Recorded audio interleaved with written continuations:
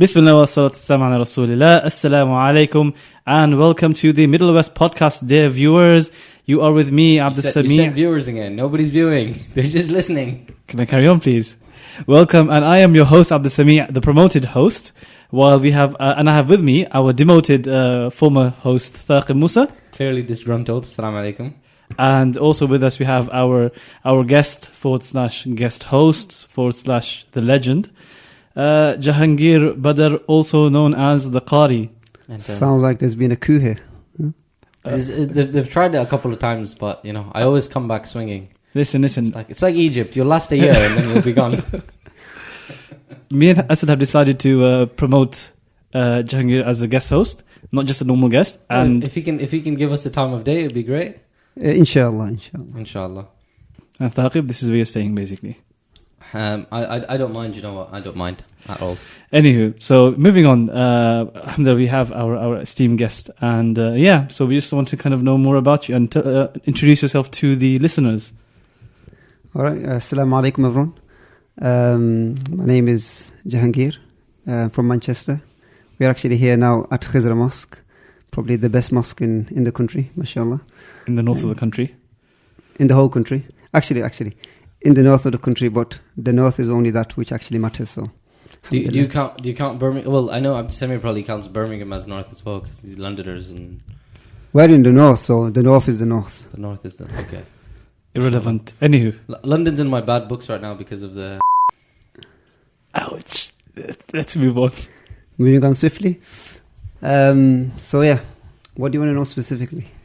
So tell us about what you do.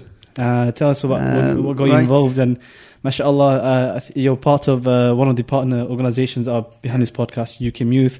So talk us about your journey, some of the reflections, and even some of the things you think are currently affecting the youth over here. And so personally speaking, alhamdulillah, so since a very young age, I've always been involved in the mosque.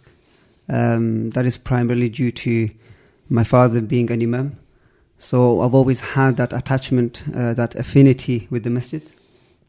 And obviously, as you grow older, you enter the supplementary school and you begin to learn your deen, Islam.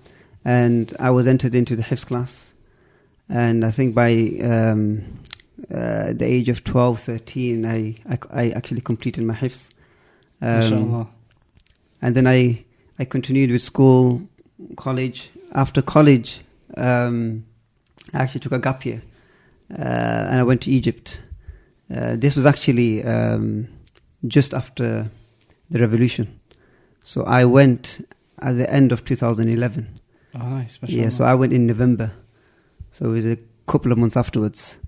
So you were possibly there around the same time as our previous guest, Ibrahim Halawa, because he went around that time for some possibly, yeah. But at that time it was much quieter, to be honest. Obviously everything had just taken place, and if I remember accurately, it was election season, so there were a lot of campaigns going on. Obviously I didn't go there to campaign. I went there to actually study. I'm not an Egyptian. Did you speak Arabic before you went? No, I couldn't speak a single word of Arabic, to be honest. So you just walk in there on your own into this country where most people don't speak English, and you're just walking around. No, but there was actually a brother who actually went, I think, a year or two before me.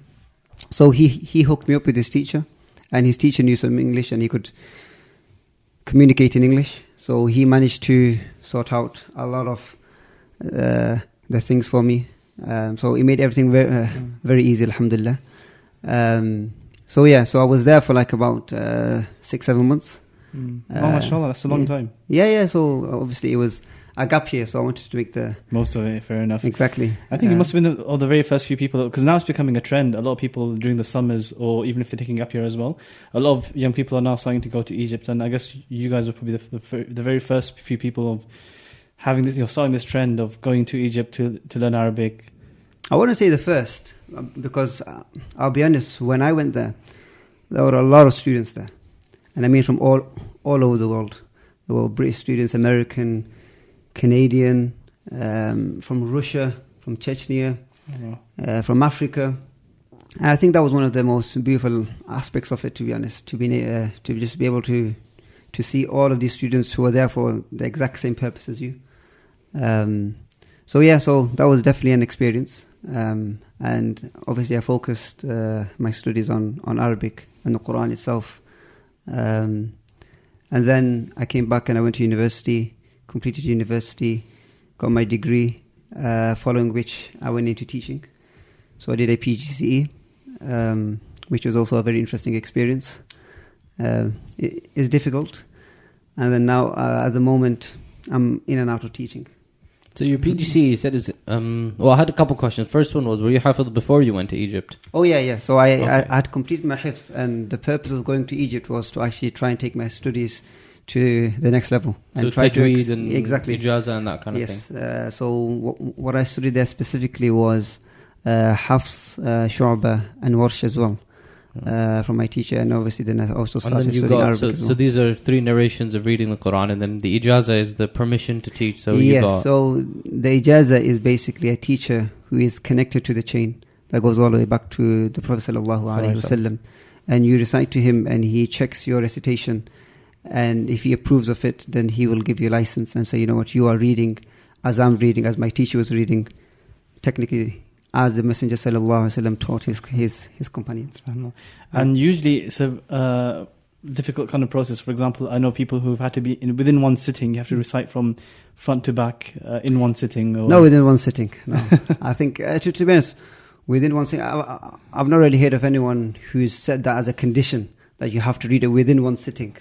But generally speaking, different teachers have different levels of strictness, to be honest. Arab teachers tend to be more strict. So for them it's a condition that you read it from memory. But you will actually find other teachers who will be more lenient, and they'll say that you can actually read it by looking as well. So there does exist a little bit of a spectrum there as well. So yeah, but obviously the teacher that I had he was an Egyptian, obviously, and so he was a little bit strict, to be honest. Okay, and then my second question about PGCE was, you said that was a very interesting experience, because I thought it was a very straightforward degree. You do 6 months of training, formal, and then 6 months of experience. And obviously, why I meant by the term interesting, I mean, it was an interesting experience for me. Obviously, because I obviously grew up in an area in Manchester which is predominantly non-white British, and to be honest, right from the beginning, even my primary school when I went to primary school was pretty much 99% Muslim. Around Manchester, right? Around Manchester, yeah. Okay, so you had the kind of the, you can say bubble upbringing. Yeah, we lived in a bubble, to be honest, truly. We lived in a proper bubble. Like, our school was really, really amazing. I mean, our head teacher was a revert. So back in the day, he's actually become a Muslim. So he made it very easy for the students who were there as well. And to the extent that he organized prayers for the children at that time, Jummah every week, and he would encourage us to actually lead the Jummah as well, because he couldn't make it himself. He used to go to the mosque, and he would actually give the khutbah at the local mosque as well. But he would ensure that the other teachers allowed us to take over the sports hall to actually do Jummah there as well. So, alhamdulillah. And then I went to, obviously, high school. High school was pretty similar, to be honest. Again, 80-90% Muslim. College, Bumser Road, similar experience. And then uni was like your first big... Yeah, so uni was a bit more open, but again, to be honest, because I was on a science degree... oh yes, so you did the traditional... Oh, yeah. So what did you study? So my degree was actually in pharmaceutical science. Yeah. So something to do with medicine? If you say so. Something to do with drugs, huh? you got your parents off your back, basically. Yeah, absolutely, definitely. So alhamdulillah. So it was a... But PGC was the first time you basically interacted with... Yeah, because my PGC was actually done in Liverpool. So I actually traveled all the way. I'm so sorry. Why? You had to go Liverpool was actually really nice. I was pleasantly really surprised, to be honest. Home of the Beatles, man. What are you talking about? Okay, we'll move on from there. But yes, it's home to Mohamed Salah, and it's home to brothers like Sadio Mane as well. But come on, the accent. How could you have gone through the accent? The accent's really interesting. I've got a feeling Jahangir's got a very nice way of saying leaving a compliment behind for really what he actually means is. Maybe, yeah. Well, Middle East pieces. Maybe you'll bring the political correctness back. Political correctness, huh? No. So you see that the course that I was in specifically, I was the only Muslim. Literally, I was the only Muslim, and to be honest, I think I was the only non-white. So that was a completely different ballgame. Although you're a pretty white guy, so exactly, I'm a pretty white guy. You could have passed off if you wanted to. If I wanted to, yeah. No. And what was really interesting was how the first weekend, actually, we had to go out for a whole weekend, just our group. And so, I've just started the course, and now the first weekend I have to go off to some place in Wales, an estate. It was actually a mansion. It was actually pretty nice as well, and just stay there for the whole weekend with a bunch of people I've never met. And yeah, so there you get to learn about how they interact, how they converse, what they talk about, how they relax, which is, to be honest, just drinking. That's all it seems to be. Well, alhamdulillah. So I guess that's what he meant by interesting experience. No, it is, isn't it? Because, when you live in a bubble, you always get questions about how difficult is it for Muslims to integrate.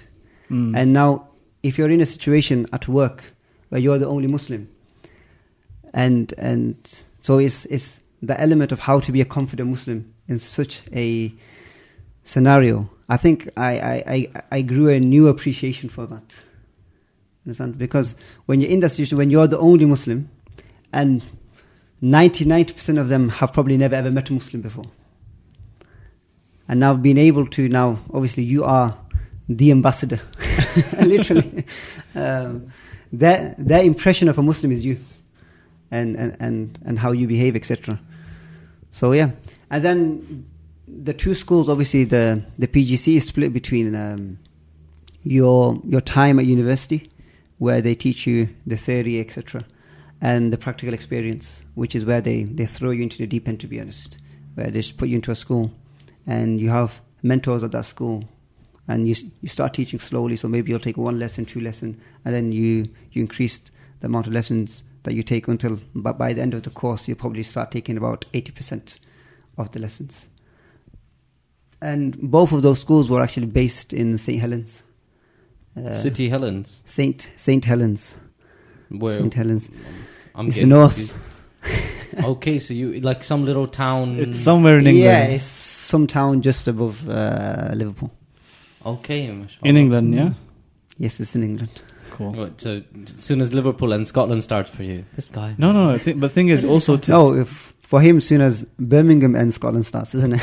Okay, can I just first say? I know that there's that stereotype of Londoners that anything above them 25 is Scotland, but alhamdulillah, the only important region in the UK is London. So, who else cares? Nobody cares about the north. Anywho, and no one cares about the south, to be honest. Yeah.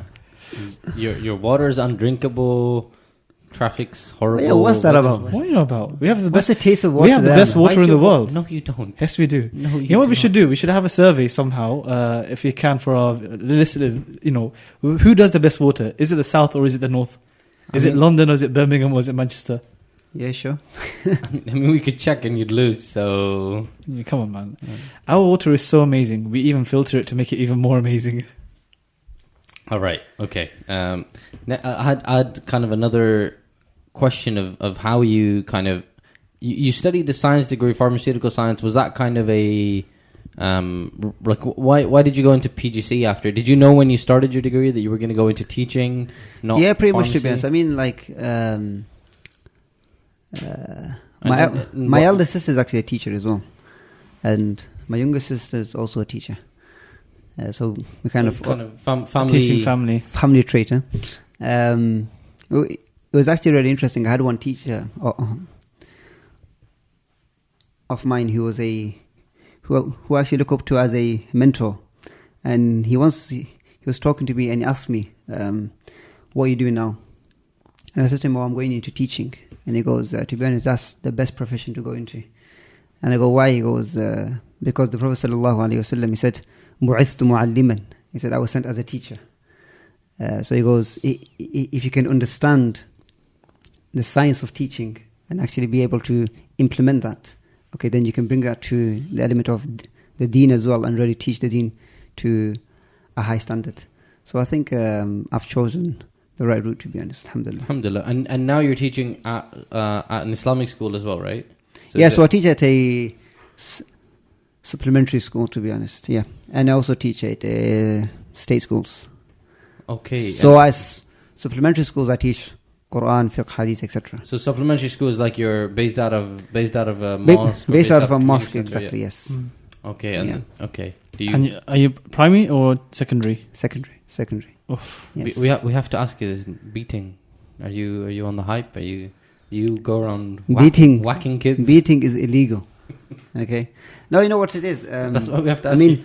I mean, obviously, those who are our age and above, unfortunately, had that experience when they went to mosques. Speak for yourself, mate. But okay. No? Okay, alhamdulillah. I'd like to forget that memory. I forget that memory. But yeah, I think, to be honest, I think this was something that did exist. It wasn't illegal until like no, it wasn't. It wasn't. Exactly. Early noughties, wasn't it? Yeah. Was it not always illegal? But mosques just kind of no. I think what the issue was that supplementary schools did not fall under that specific legislation. Oh. But I think it's been extended to it now. I'm not quite sure, to be honest. You just know that it's illegal. Oh yeah, obviously as a teacher in state schools, this is literally something that's plus it's I mean the evidence seems to show it doesn't work. It doesn't work anyway. So. It doesn't work anyway. Exactly, it doesn't work at all. The main thing that actually students need is for you to build a rapport with them. Yeah, I was speaking to a friend of mine who's like 30 plus now, and he was vividly describing with a lot of pain this memory of how he got beaten for something he didn't do when he was like 6 or 7. I was like, wow, this is 24. This guy needs therapy, but Pakistanis don't do therapy, so PTSD, isn't it? Yeah, basically. No, they literally, and I mean, I think it's something really dangerous in that aspect, that people have actually been turned away from the deen because of such experiences like that. And I think obviously going forward, and now as well, presently, I think there's a lot of supplementary schools looking to up their game, looking to bring in new resources, better teachers, better training. So alhamdulillah, I think there are definitely changes on the way. You made a point on how some people were kind of turned away from the deen because of this kind of experience. If I had to kind of broaden this, not just within supplementary schools, but even sometimes parents' attitudes towards religion and the very strictness that they had. So whenever a child would, for example, kind of do anything that was out of line, I guess, a lot of people, especially my age now, or people within the 20s, for example, who had that kind of an experience when they were children, are now, when you look at them, unfortunately, don't have the nicest impressions of the religion. They have kind of experienced an Islam that was very strict, that was very oppressive, I guess, in their kind of eyes. And it's gotten to the level where, unfortunately, you see, for example, within one of the very first, one of the very recent NUS LGBT officers was who was non-binary, was from a Pakistani background. You have a lot of people who are now from the Pakistani background that are kind of was he a Muslim or non-binary? So they is the correct pronoun. Oh, so you can't say he. Yeah. Sorry? You can't say he or she because they don't. Well, it's a It's a because basically, so non-binary is that someone who doesn't identify as male or female.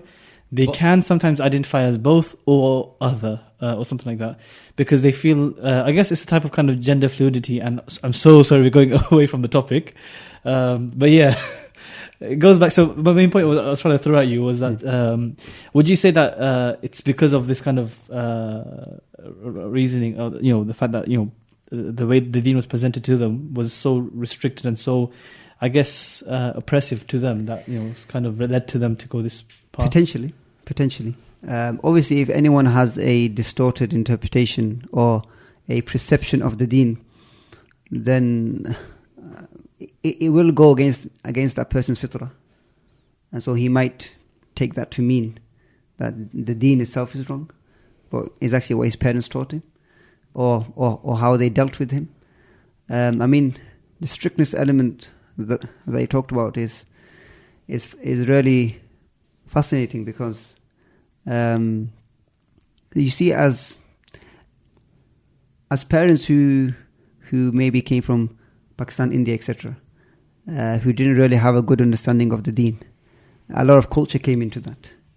So for them, even those things that are not sinful became sinful, and not just sinful, but major sins. And so they were unable to actually give a proportional response. So the responses were completely not proportional, and I think that does lead to people leaving the deen potentially. Yes. Do you see, especially in your secondary school experience, do you see that happening more? Like, I know there's a lot of challenges in schools. I mean, Manchester in particular.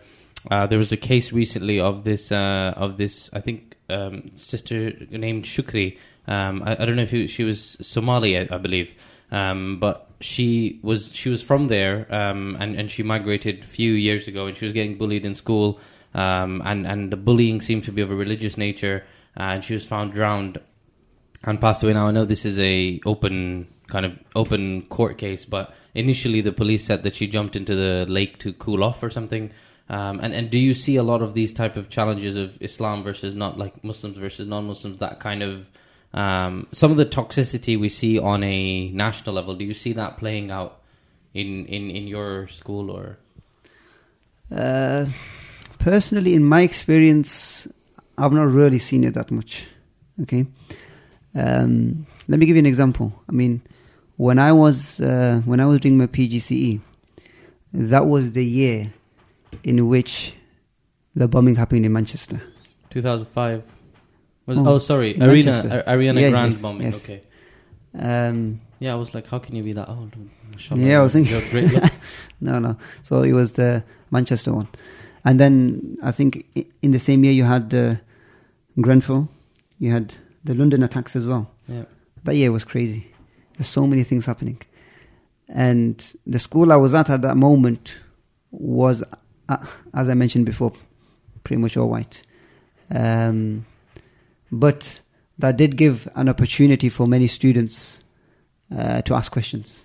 Okay, they weren't rude, they weren't abusive. Okay, but they were curious. Okay, so they did ask questions, and it was a good opportunity to obviously open dialogue, give them my experience of it as well, etc. Living in Manchester, living actually a stone throw away from it as well. So yeah, but specifically speaking, I've not really seen that in schools. But the data suggests that it is happening a lot.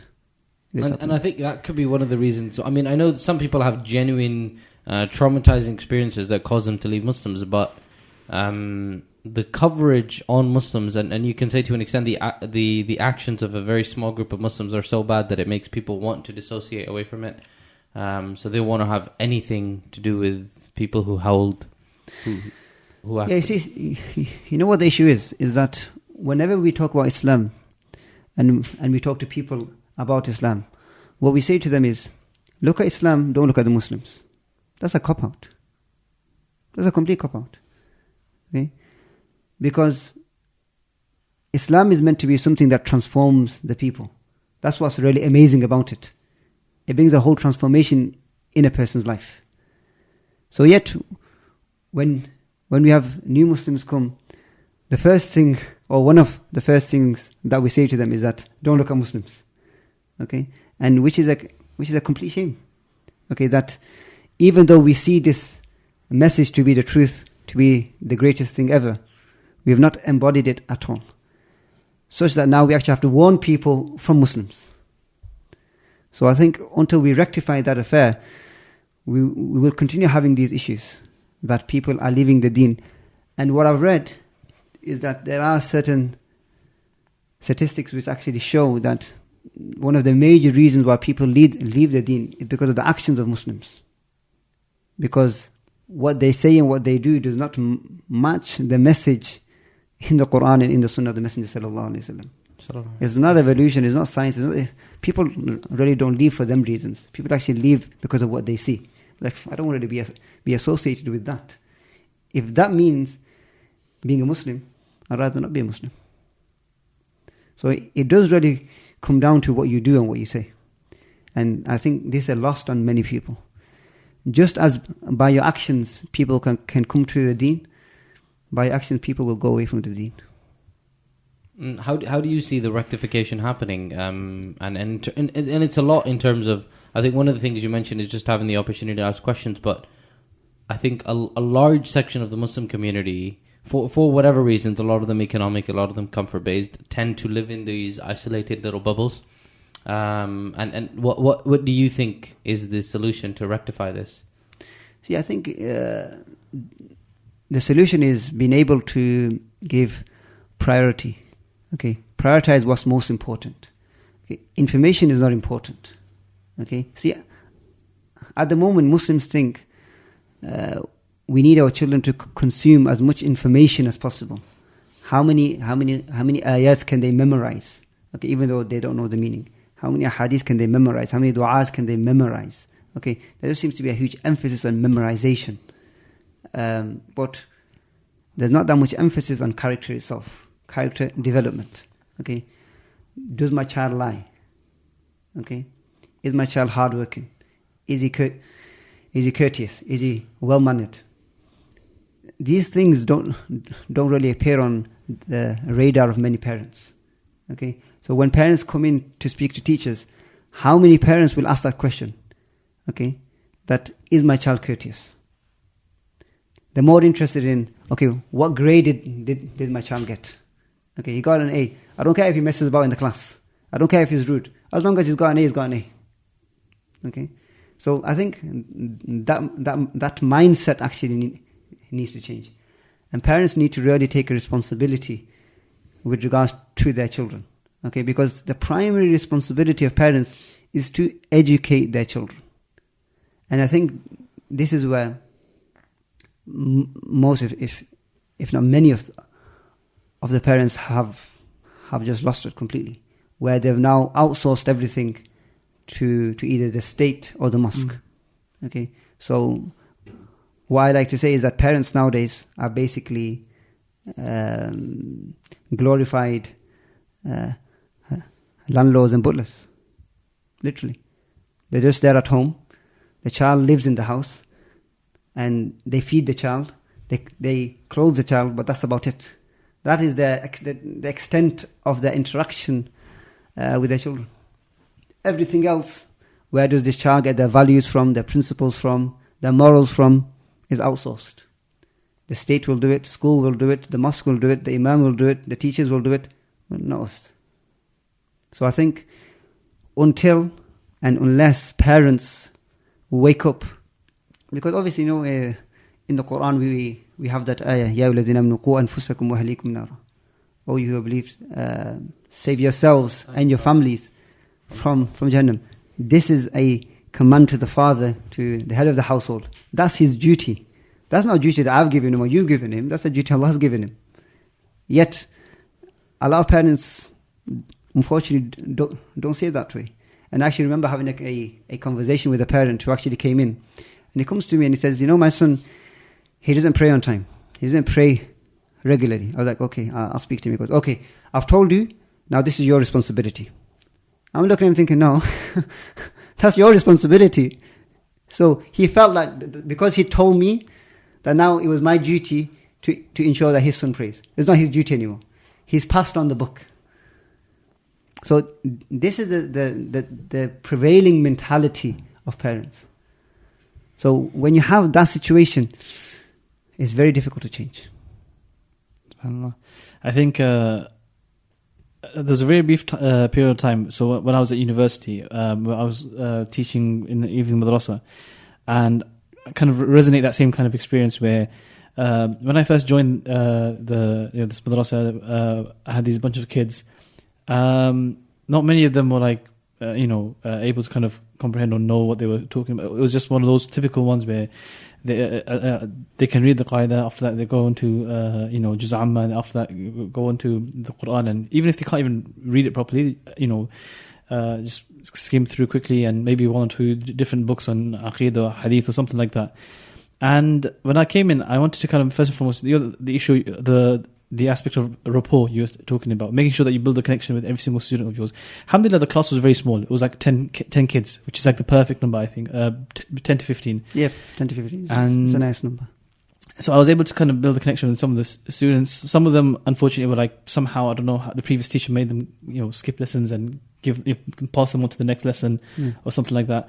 And I kind of held them back a bit, and I kind of made sure they understood some of the things. And it came to a point in time where some of the parents noticed that, oh, hang on a second, my son is regressing his lessons. It doesn't make sense. And they went to the head teacher and they kind of complained. And then my head teacher just comes to me, he's like, how are you doing? You're 2, 3, 4 weeks in now, 1 month in. How's everything going? How are you finding the teaching? And I'm like, yeah, I'm finding it good. And he goes to me after, like, you've got a syllabus, by the way, and I can see that you're quite far behind on the syllabus. I'm like, yeah, that's because I want the kids to completely understand. I want to make sure they comprehend and they love what they're studying and stuff. And he goes, yeah, I understand that, but look, the parents are getting upset. We need to make sure we finish the syllabus. So can you please hurry up and finish the syllabus? And I felt like, there and then I felt like, I can't, this is not teaching. This is no longer, having, the aspect of being a murabbiya, the aspect of, giving tarbiyah to children. It's just completely lost now. And it's about pleasing the parents into, just, ticking off the box. No, it is that case. I mean, like, parents generally come and their question or their main concern is, how long is it going to take my child to finish? Just to read the Quran from beginning to end. And they think that is the achievement. And as soon as they've done that, they can withdraw their children because they've made it. Okay?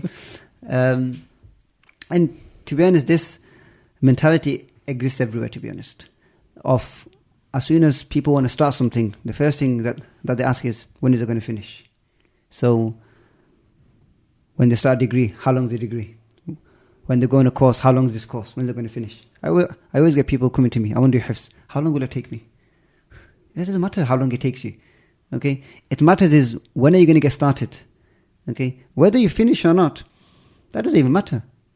And see, when you bring the worldly mentality to the deen, then it messes everything up. Yeah, because we're constantly pushed in the worldly kind of, everything's very results oriented. Your goals need to be smart, and everything needs to be, what have you produced at the end of the day? You can sit at your screen working hard on, a line of code or whatever you're working on all day. Nobody cares unless you solved it. And I think that's what... Yeah. So, but in aspect of the deen, it's not about the result, because the result is not in your hand. It's about the effort.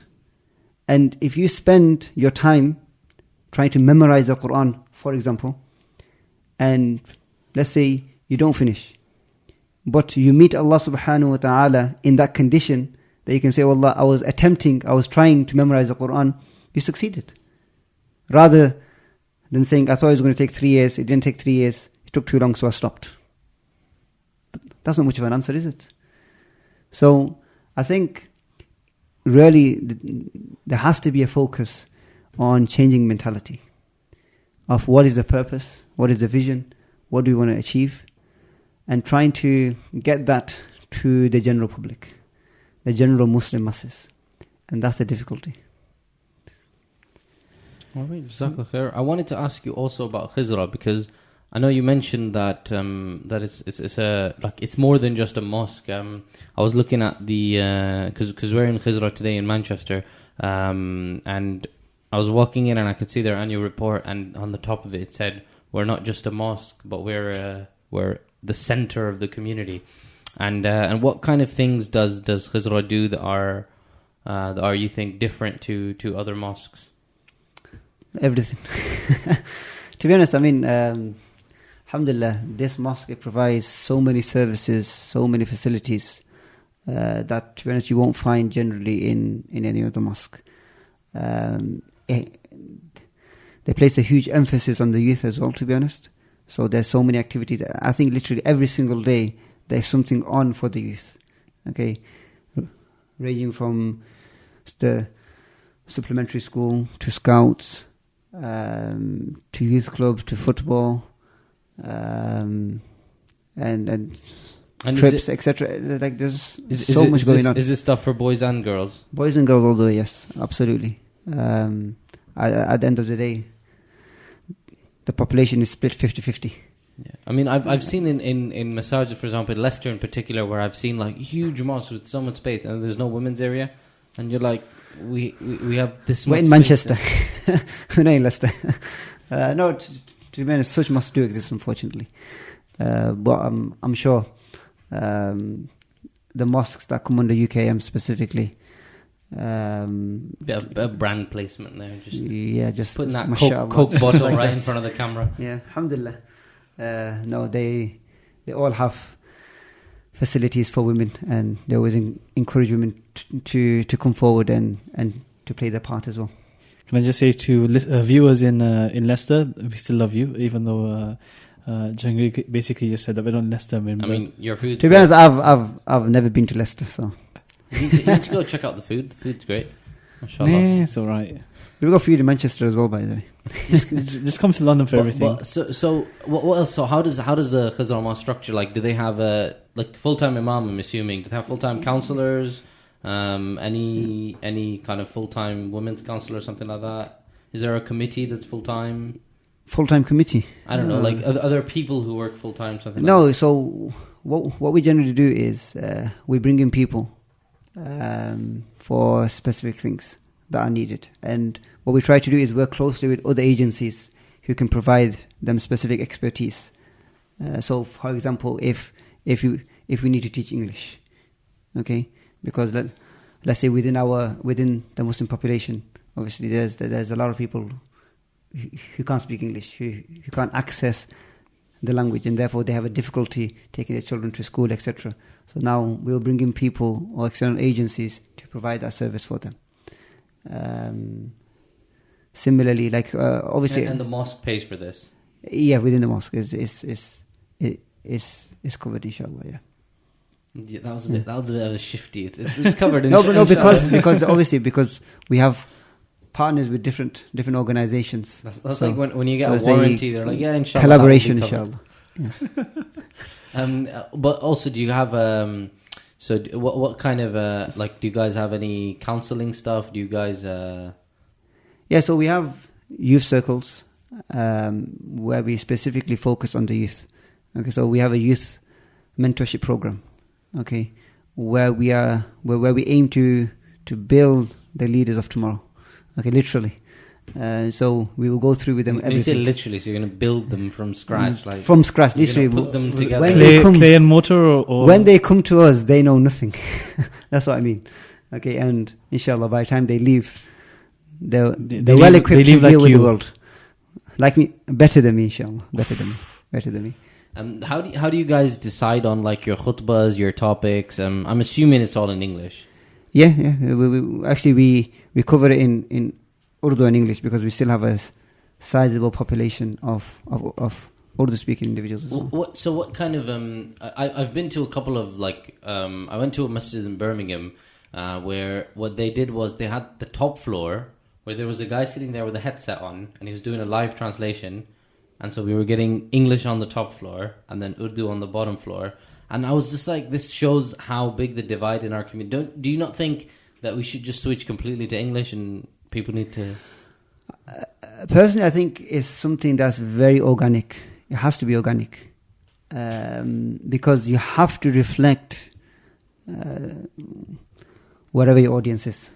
So yeah, but then what if your audience has people who speak Arabic only and they don't speak any Urdu or English? So you're not... No, obviously. So if 90% of your audience is Arab, you're going to have to speak with them Arabic.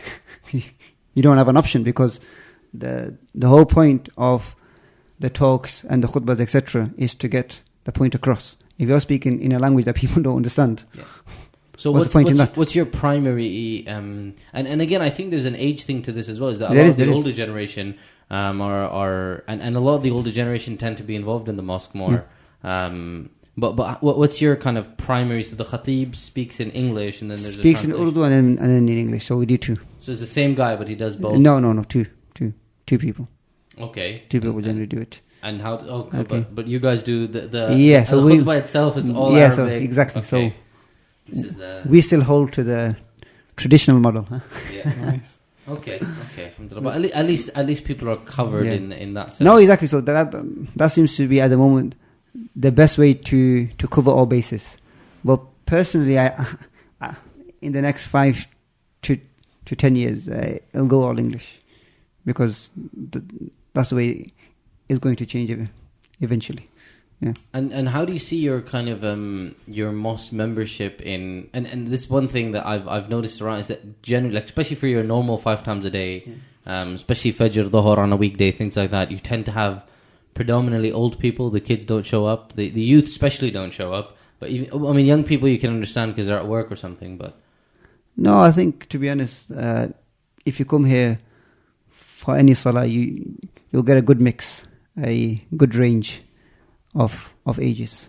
I don't think we have that issue where we only have old people. To be honest, we actually don't have that many old people. That's, in my opinion, that's very surprising from my experience. Yeah, I mean, I was actually having this conversation with someone yesterday, I think. It's like, generally when you go to a mosque, the amount of people praying on chairs is like about half of the congregation. Yeah. And you come to ours and there's like 1 or 2 chairs and that's it. So whether that's a good thing or not, I'm not sure, to be honest. How do you manage the sectarian? Because again, there's a primarily Pakistani mosque, and I think it's mostly the subcontinent where we have such kind of you would think that wonderful flavors. We have. Our congregation is very diverse, very diverse. So alhamdulillah, we have a healthy population of each ethnicity, and as you suggested, that obviously does bring about potential tensions. Okay, because obviously people come from different backgrounds, have different ideas, different thoughts, different fiqh. But I think over time we've managed to build and to create an atmosphere, okay, where you can come irrespective of what school of thought you adhere to. No one will come to you and say, "Oi, why are you praying in such a way for?" I'm not saying it doesn't happen at all. Obviously, sometimes you do get the odd individual who'll walk into the mosque who's never been there before, looking around thinking, "Oh my God, what's going on here? That guy's praying another way, this guy's praying another way," and he gets a little bit worried. But then once you explain to him, it's all good, and then he'll calm down, inshallah. Well, yeah.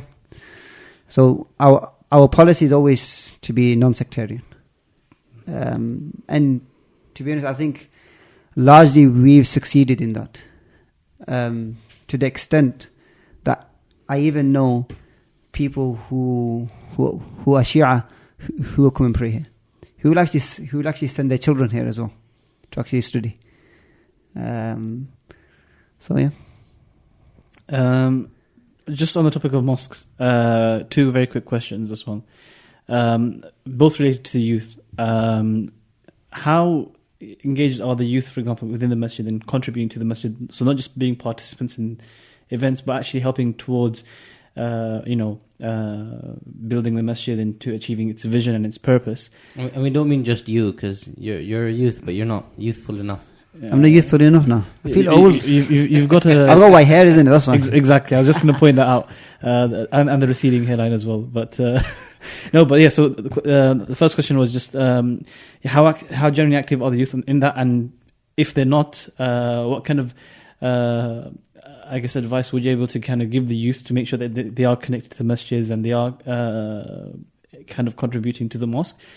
And also kind of the reverse of that. So if the mosques aren't doing their part to engage the youth, how can a mosque reach out to make sure that the youth are encouraged?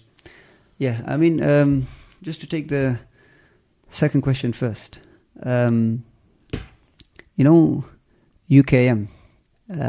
we went, about 6-7 years ago, UKM Youth was officially set up.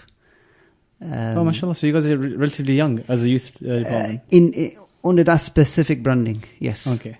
UKM has always had a youth wing, okay, but it was only about 6-7 years ago where it was brought under UKM Youth as UKM Youth. You see, Asad never tells us this. So, no, but this is one of my... Asad wasn't there, that's why. It's one of my fundamental questions with... if you look at most Arab countries, like they'll have like a minister of youth or something, and I always feel like an organization that needs a youth department probably has a problem with youth catering. Like, no. Why can't you just involve them in the parent organization? Because youth have very specific needs. Okay, and until you provide for them specifically, you're not going to be able to engage them. Because we have to specialize, to be honest. You know, when we try this thing of where you have a program for everyone, and then you end up reaching no one. You understand? That doesn't work. You need to be, you know, even in this country, the way the companies actually work, they actually target who the audience is, and the adverts and etc. is very targeted, okay? Because they know that's the most effective way of getting people on board. We do it, and we think if we just give out a general message, suddenly everyone's going to come on board. It doesn't work like that, because people's temperaments are different, the inclinations are different, what they're interested in is different, and similarly, the youth are completely different. To be honest, when we were youth. Compared to the youth now, there's a massive difference. Can I say I'm still young? No, you're not. Let's be honest. No, when I'm talking about youth, I'm talking about those who are teenagers. Okay,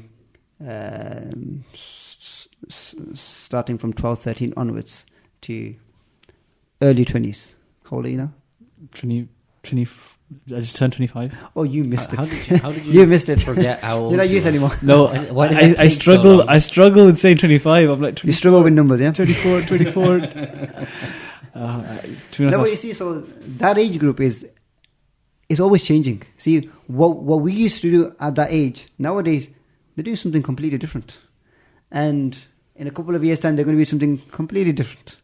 So it's always trying to keep that age group engaged is always going to be is always going to be difficult, and therefore you need somebody who's close to their age or a similar age who will be able to do something for them. And so I think that was the initial idea, or that was the idea with which UKM Youth was actually set up, and over time, obviously we managed to build a bridge with the elders. And I think for obviously those mosques that don't cater for the youth, is for the youth to actually come forward, okay, and start to build those relationships with the elders who are in positions of power and influence, who can make them changes. Because remember, the elders will never just give you the key. They're not going to say, "Oh, hey, you're gone. Hey, here's the key." Okay, for them, this is their project. Okay, they spend their life, okay, building this institution. They're not just going to give the key to anyone. Okay. And so you literally have to prove yourself, okay? And if you're there at the mosque, you're seen, you're heard, and you have to be seen and heard, okay? You can't be an individual that just turns up once a week and he complains, and all the elders see from him is just a guy. He turns up once a week and he's always just complaining and he's got nothing to actually add. You're not going to get anywhere, to be honest. So if you're there, you're seen, you're heard, okay, and you contribute, you bring ideas to the table, eventually the elders will actually give way, okay, because then they will have confidence in you, and they will feel that security as well. They say, you know what, our institutes are in safe hands, okay, because they recognize this fact that they're not here forever. Time is limited, okay, everyone has to pass, and eventually they have to pass as well. And therefore is up to them as well, that they also are involved in succession planning. Okay, what's going to happen after them? Are these institutes just going to go to dust, or are they going to be continued forward? So I think for that reason, UKM Youth was set up so that there is a process, a procedure, a way where youth can actually get involved, okay, and eventually take the reins, okay, and take these institutions to the next level. So, to be clear, you're not calling for an all-out revolution. No, he's not Egyptian. What I'm saying, what I'm saying is that such endeavors are not needed. Okay, everything has to be gradual. Okay, I think that's the way it is. I think we had a conversation on gradualism earlier on, isn't it, in one of our episodes? Yeah, I think it's a pity Asad isn't here. Otherwise, I'd have a few words for you. But Jazakallah khair. That was really insightful. I think I have a lot of questions for you, but I have a few things brewing in my mind, especially the things you said about parenting and the responsibility of kind of raising your own kids. But are you a parent yet? No. Come back to me afterwards. Yeah, exactly. I'm just well, inshallah. Plus, these things have a tendency to think like if you don't prepare far you gotta enough be in prepared, advance, absolutely. then you get hit in the face. Yeah. When something happens, and the amount of people I know at work and stuff who personally, obviously, I don't have children either, but I think being a teacher actually exposes you to all of this. Okay, because technically you also have children, quote unquote. Okay, because all your students become your children. Okay, because they will come to you for everything. Okay, when they're upset, when they're crying, when they're happy, they want to share everything with you. So you end up taking on that father figure role, even if you don't mean to. But yeah, so it is something that I think parents are severely lacking in, and that's just completely across the board. Yeah, and I think that's something we need to. I mean, I guess for me, it's a few years away, but even then, like the amount of people I've seen who, come up and they're like, my kid's 12 and they said this, and I'm so like, I didn't raise him to be like this. And maybe you didn't raise him or something. But obviously, and it's like the amount of people who go into it without even going to marriage, without reading any books, without doing any research, without understanding anything, without even knowing clearly what they want. So a lot of these people, if you talk to them about it and you go, okay, what values did you raise your kids with? It's like, the good ones, mashallah, Islam and that. And you're like, well, that's not enough, is it? You need to identify, sit down what you think is important to you. You see, children, you can't tell them. Okay, you can't tell them what to do. You have to show them what to do. Okay, and that's always the best way of actually teaching children, is that you show them. Okay, and this is where parents are lacking. Okay, I'll be honest, this last Ramadan, there was an issue that came up where we had, there was a young guy, this was after Taraweeh and it was late. A young guy comes running into the mosque saying he's being chased. And he hides in the mosque. And these two other guys come in after him. Okay, and they're saying that guy who's just running here has basically stabbed one of our friends, or he stabbed our brother. You need to hand him over. Okay, we're going to sort him out basically. But eventually they're sent on their way, the police is called, etc. Now that young guy is 14, 15. Now it's 1 o'clock at night. His parents think he's at the mosque praying. Okay, why? Because his parents haven't gone themselves. His parents said, son, you go. Okay, that's it. So parents feel they've done their responsibility. Their son has said to them, I'm going to the mosque. And they've taken his word for it. And they've not checked up on it. They've not gone themselves. And they have no idea where their son is. And in fact, their son is in a situation where he's also been attacked, he's been stabbed, he's been hurt, and he's potentially stabbed somebody else as well. And they don't have a clue at all. So what parents should be doing is actually bringing their children with them to the masjid. Not, son, you go, I'm going to stay at home. That's sending the completely wrong message. So yeah. There's a proverb that I remember. Can't remember who's the source, but it's something along the lines of that, be fearful of the day where you're praying in the masjid and you don't hear children playing in the background, or you don't hear the sounds of children playing at the back, because it's the idea of, even if they're not going to pray, at least let them have the environment of being inside the masjid and make them used to it, making them comfortable to it, making them attached to it from a very, very young age. See, for me, those children that are young, okay, if you don't bring them to the prayer, I mean, there's many mosques that offer many other services and other things. You should take them to that. Okay, like for example, here we have Scout. Exactly, is at the mosque, so they see the mosque as a fun place. Okay, and it's trying to raise children with them values, etc., which I think is very difficult, especially in this day and age, and parents are already struggling. And I think this is where the youth organizations come in to try and steer the ship basically in the right direction. Oh, I think I've just had a whole lot of wisdom thrown up on me, and I can't absorb it all. And I think we definitely we definitely need more of you, and as much of you as we can, basically, on this. So I think Jazakumullah khair, first and foremost, for making time, and inshallah there'll be more of that as well. Inshallah. We've spoken about so much. We've spoken about the element of yourself, in terms of studying, your kind of career in teaching, but also just issues of education and parents and children and that kind of relationship. And inshallah, Jazakumullah khair for your insights, and also Jazakumullah khair to Thaqib for letting me be the host. I'm not great. I chose to promote myself, okay? So I thought you were going to say eternally grateful. I was like, wow. I was going to say that, but I'm like, I'm just lying to myself. It was me who staged this coup. From my co-host Thaqib Musa and myself, Jazakumullah khair everyone for listening. Follow us on Spotify, on Pocket Cast, on Google Podcasts, on iTunes, even on YouTube. Anywhere you can find us, just listen to us as much as you can, and also get your friends to listen to us, and get their friends to listen to us, and get their friends to listen to us. Jazakumullah khair. Assalamu alaikum.